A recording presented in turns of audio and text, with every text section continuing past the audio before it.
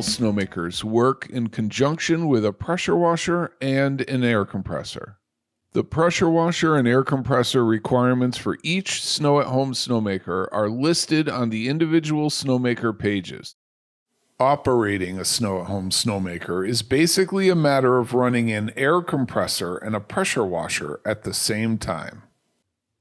There are two hoses on the snowmaker. One is a water hose, which connects directly to the pressure washer. The other is an air hose, which connects directly to the air compressor. A garden hose is then used to connect the pressure washer to a water spigot.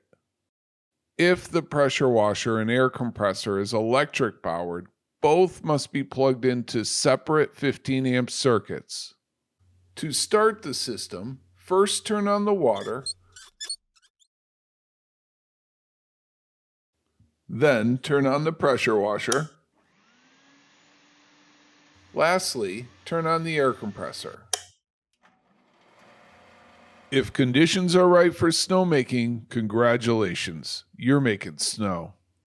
Watch the complete Snow-at-Home Explainer series, all the videos you need to go from curious to making snow in your backyard. Links in the description.